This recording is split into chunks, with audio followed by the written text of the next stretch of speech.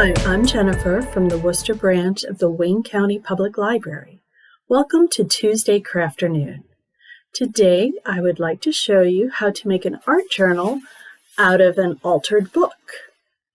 The basic idea behind an altered book is to take an existing published book, preferably a hardback, and overlay the pages with paint or other art supplies to create your own journal or artwork.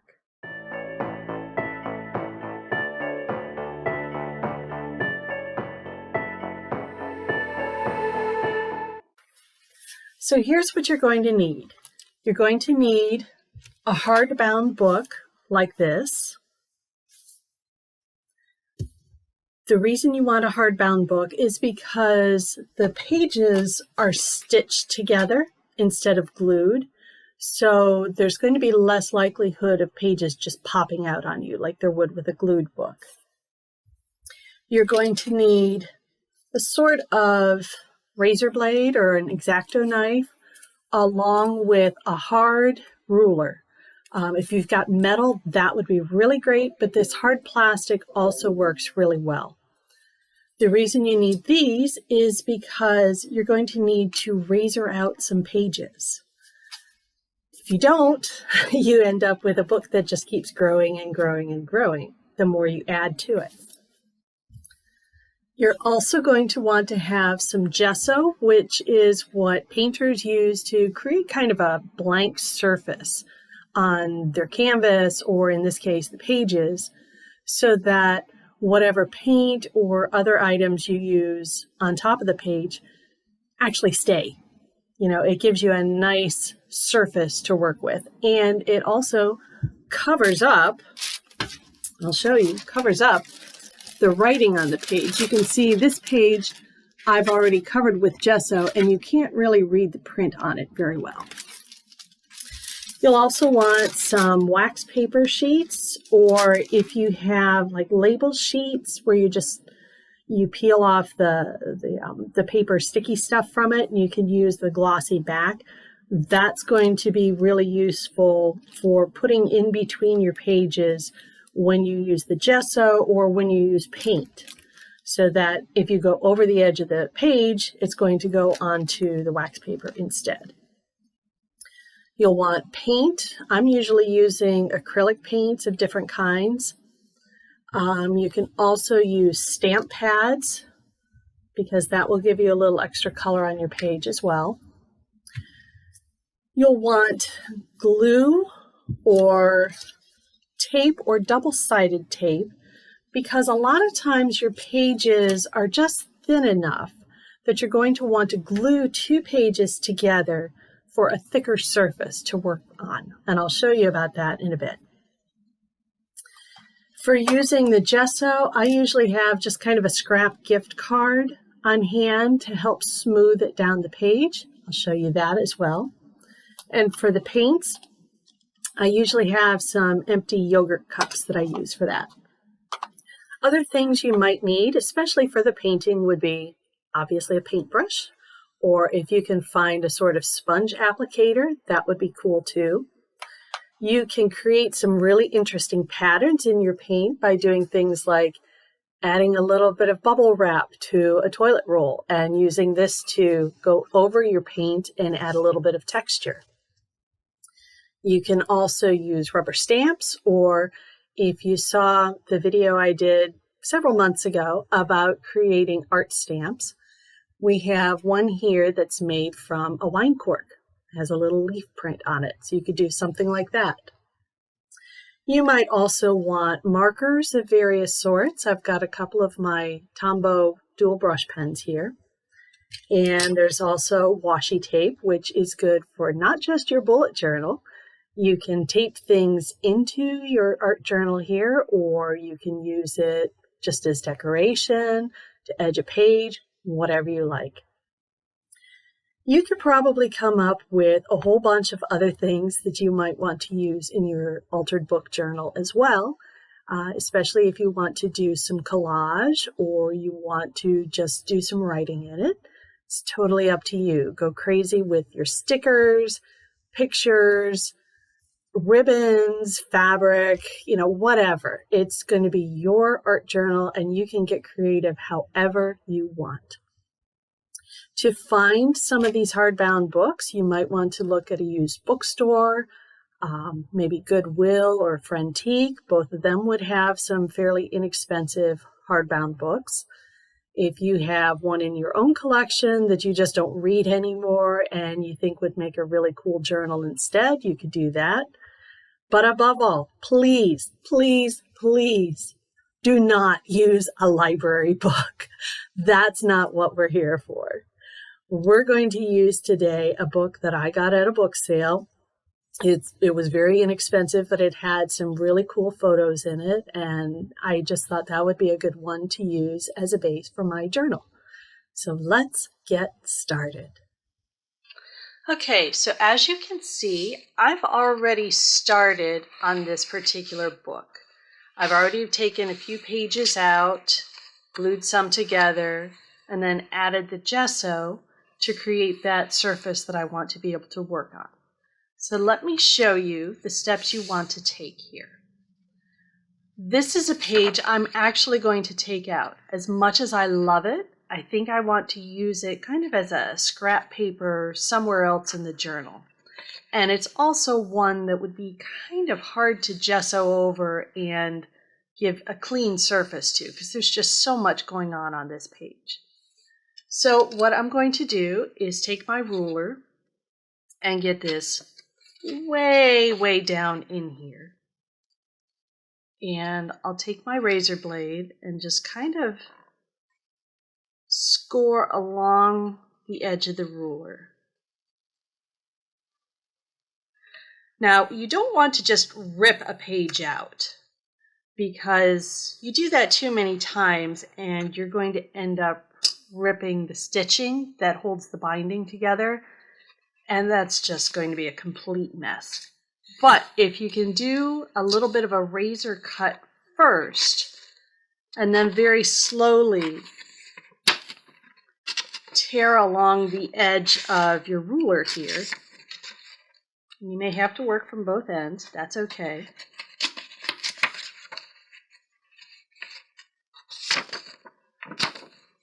You get a much cleaner edge coming out.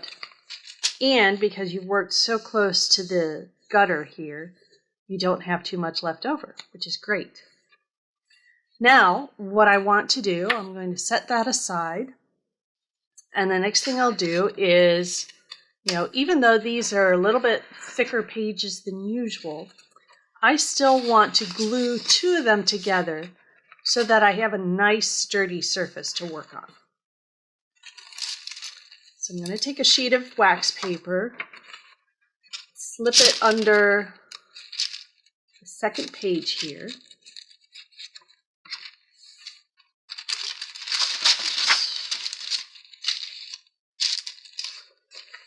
And you can either glue this, or I'm actually going to try double side taping it. I don't usually do that with the books, but I'm going to give it a try here.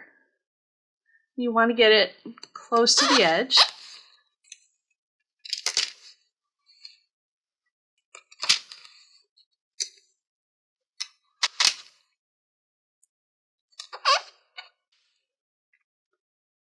And I'm going to go around the edge of the page, but I think I'll also secure it in the middle just a little bit.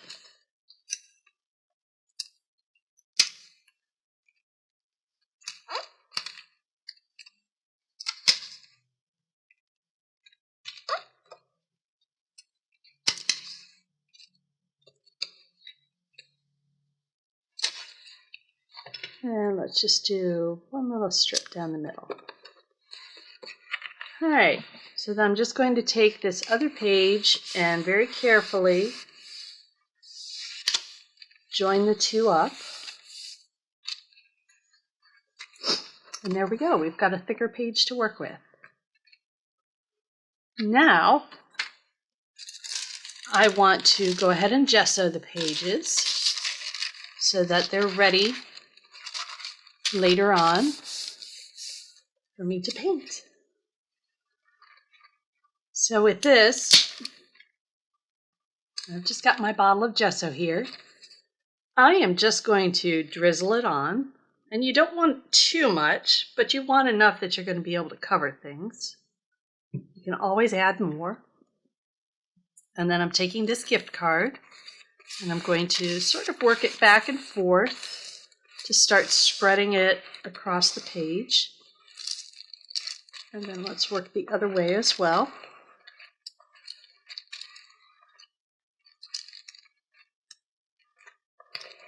You do want to get it as close to the edge as you can, because if you find you're painting or writing to the edge, you don't want to just all of a sudden have this uncovered section that maybe is going to absorb paint or ink a little more than you want.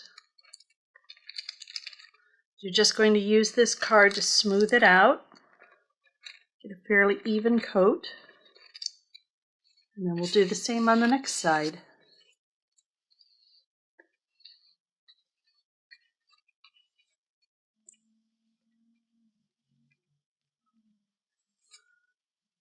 Now don't worry about getting the total coverage in that all of your print and your images are completely covered and you can't see them. You do that and you're going to be adding way too much gesso. And you're going to have a book that's super thick and won't close. So just get enough to get a nice even coat all the way across.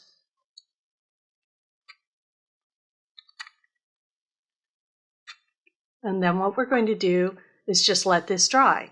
Now, you may need to let it dry overnight. Maybe it'll be dry enough in a couple of hours, but we're going to leave this at this point. You can go ahead and leave the wax paper in behind the pages. That's fine. And we'll come back to this later. All right, so our gesso has dried on this one. So what I'm going to do something a little different and add color to the page with an ink pad. And so I'm just going to kind of dab it and smooth it around. It's going to be kind of, looks almost Picasso-ish there as a background, doesn't it? You could use a Q-tip or a cotton ball to kind of blend it if you wanted to, but I kind of like this just weird look to it.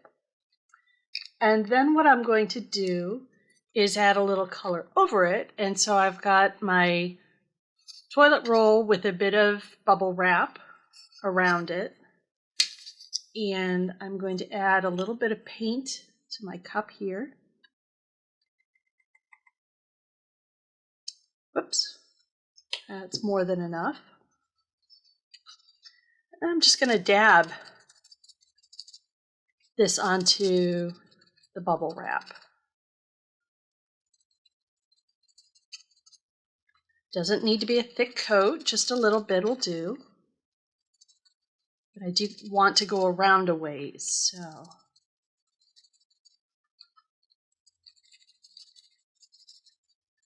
All right, so what I'm going to do with that then is where my edge is, where I stopped painting, is just lay it down and slowly roll it over.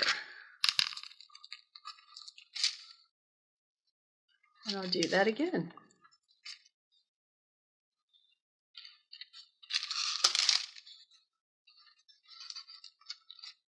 And that's just adding a little bit of extra texture there to the page.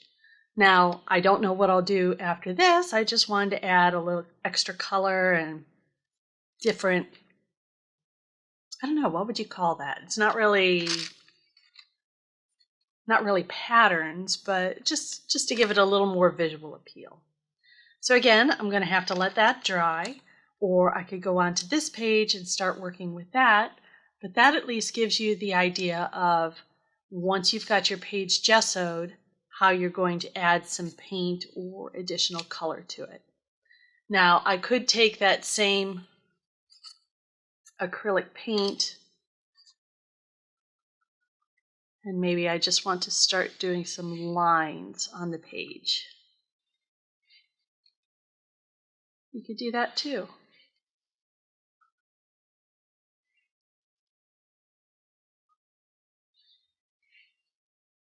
Whatever you want. Or you could take this and mix a couple of different colors and just completely coat the page with your paint. Whatever works for you. This is going to be your art journal, so you can decide how you want to decorate each page. But again, once you've got the paint on, you need to let it dry some more. And then you can either add, maybe collage some pieces of paper or add some washi tape or some stickers, write on it, whatever you want to do. Okay, so now what I'm going to do is I'm just going to add a little bit of collage to this page, and then it'll be ready for me to write in. So I'm going to use double-sided tape again. You could use glue, but sometimes I just find this is a lot easier. And I'm just going to go all around the edges.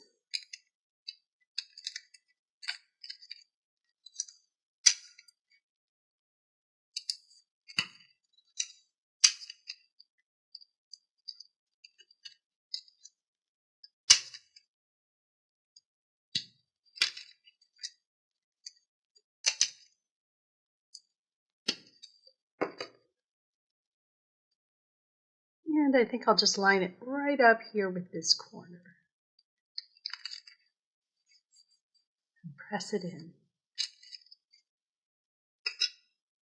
And there we go. I've got a couple of journal pages ready for whatever writing I want to add to it. So those are just some basics for how you can make an altered book and turn it into an art journal.